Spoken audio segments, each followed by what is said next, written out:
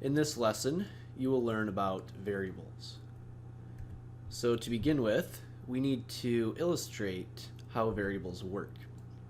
So for example, let's say you have a job, and let's say in this job you're earning $11 per hour. So that means if you work 1 hour, then you're going to make $11. If you work 2 hours, you make 11 times 2, or $22. If you work 3 hours, you make $33, 4 hours, you make $44, and etc. So the amount that you earn is equal to $11 times the number of hours that you work. Now, instead of writing this out in words like you see here, you could instead use a letter. So instead of using the phrase number of hours, I can use a letter to represent that. So if we wanted to, we can use any letter. In this case, we're going to use the letter H for hours. So you have $11 times H, which means the same thing as $11 times the number of hours. Now the letter H would be considered a variable because it is a symbol used to represent one or more numbers. And with a variable is something that will change. Okay, so the number of hours are changing, so H is a variable. Hours is a variable because it is changing. Now let's work with the notation a little bit. That $11 times H, you can represent other ways. The most common way with a variable would be putting the variable directly after the number. So for example, instead of 11 times H, you could write this as 11H. That means the same thing. So if you had 5 times N, for example, you can write that as 5N. Or 1/2 times X, you can write as 1/2 X. Now there are other ways you could represent the multiplication of two numbers. Instead of simply writing the number next to the letter, I could also write it like this, right? 4 times 5. Okay, that's another common way. I could also use the this raised dot, kind of like a bullet. So 4 times 5 is another way to represent multiplication. We could also use parentheses around the second number. That means multiplication as well. Or you could put parentheses around both numbers, or around the first number. This all means the same thing. So one more example. Let's say you had 8 times 1/4. You could write this as 8 and then the times sign and then 1/4, or with the raised dot, 8 times 1/4, or parentheses around the second number, or parentheses around both numbers, or parentheses around the first number. This all means the same thing. Now, moving away from variables for a moment, we need to work as well with other notation. So the next notation to work with is equal values. So first off, we need a definition of what this means. Now, equal values is simply two expressions that have the same value. So for example, 2 plus 4 and 6 have the same value. They're equal to the same thing. So in math notation, I can write this with an equal sign. I can write this as 2 plus 4 equals 6. So this is read in English as 2 plus 4 equals 6, or 2 plus 4 is 6. And that symbol is called the equal sign. Alright, so on the contrast, two numbers that are not equal would be not equal values. For example, 4 plus 2 and 8 are not equal values. The symbol for not equals would be an equal sign with a line through it. Okay, that means not equals. Alright, switching gears a little bit, again, we need to as well work with how to simplify or how to solve various expressions using what is called the order of operations. All right, so if you're given a list or a series of things to do, the question is, in which order do you need to do them? And that is called your order of operations. So in calculating, you're always going to follow these order of operations. So first we have parentheses. And then after you work with parentheses, then you will do exponents. After exponents, you will multiply and divide. And then after that, you will add and subtract. So a way to remember in which order you need to calculate, you look at the first letter of each of those words. So the P, E, M, D, A, S. And many times people just remember the way those letters form, I guess not a word, but how the letters would sound if you said them together. So the mnemonic, one way to remember is simply PEMDAS. You just say the word PEMDAS, and that's the way many people can remember the order of operations, knowing that the P is for parentheses, E is for exponents, etc. Another way is you can assign a word to each of those letters to make a little sentence. The sentence that is often used is, "Please excuse my dear Aunt Sally." So we take the P for parentheses and put the word please with that. The E from the word exponents, make the word excuse with that word, and then you make that sentence with the other ones as well.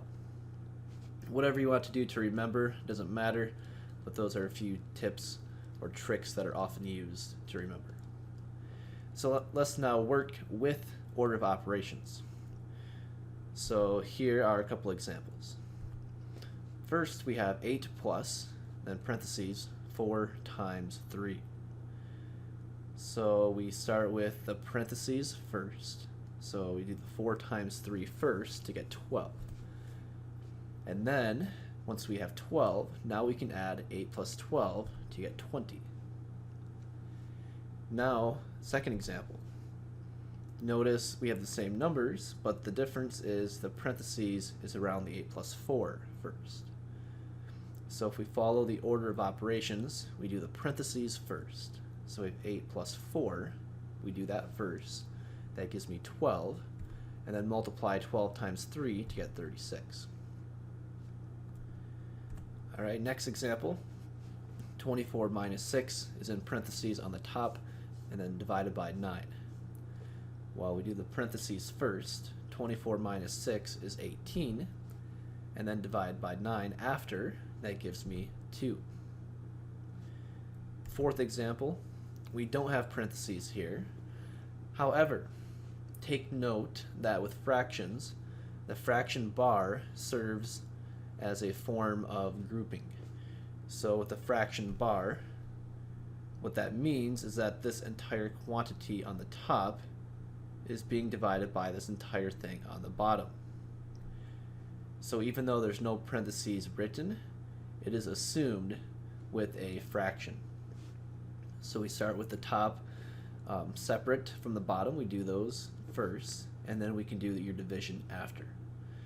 So parentheses first. 24 minus 6 again is 18, and then divide by 9. That gives me 2. Okay, we're just going to work through a couple more examples. Here we have 8 minus 3 squared times 4. So once again, we follow order of operations. So there's no parentheses in this expression, but there is an exponent. So we can begin with our exponents. 3 squared is the same thing as 3 times 3. So this expression right here is the same thing as 3 times 3, which would be 9. Alright, so we've taken care of parentheses, which there were none.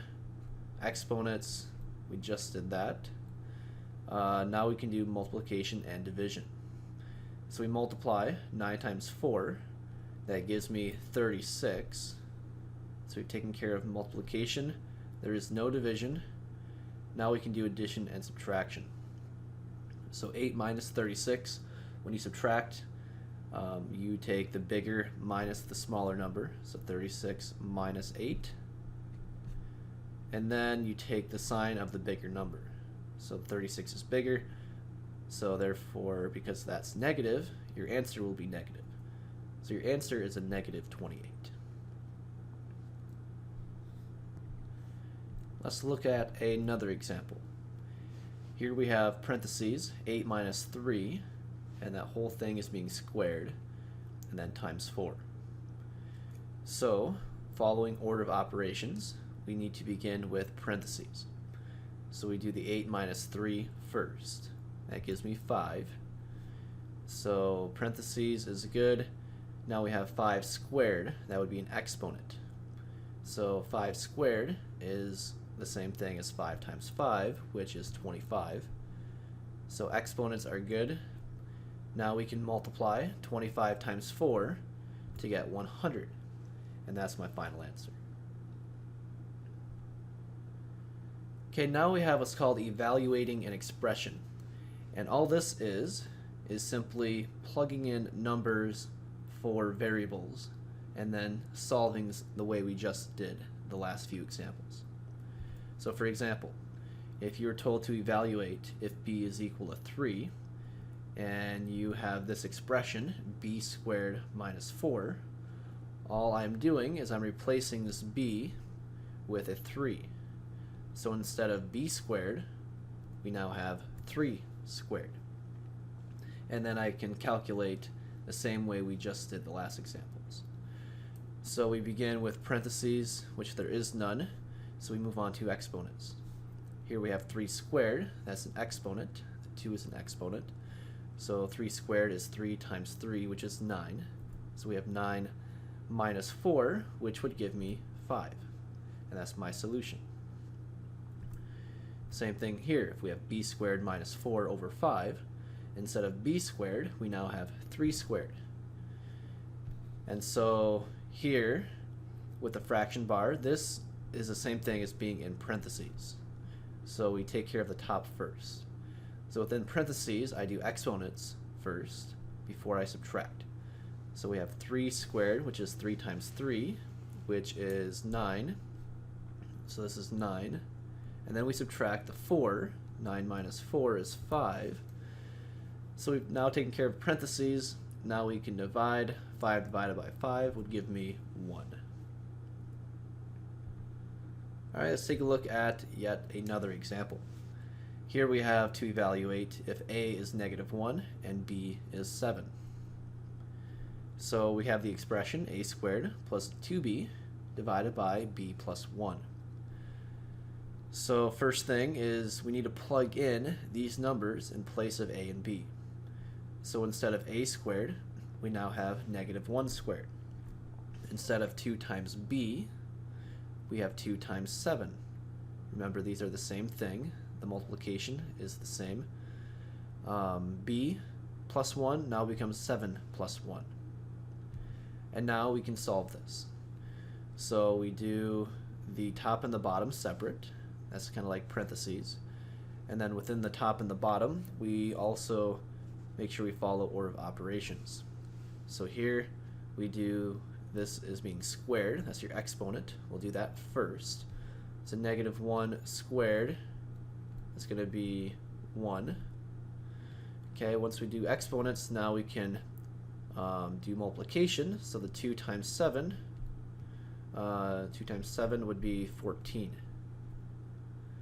Okay, and that's on the top. And then we can add that. 1 plus 14 would be 15. Alright, so that's for the top. For the bottom, we have 7 plus 1, which is going to be 8. So we have 15 over 8. And you could write that as an improper, or as a mixed number. 15 over 8 would be the same thing as 1 and 7/8. And that concludes our lesson for today.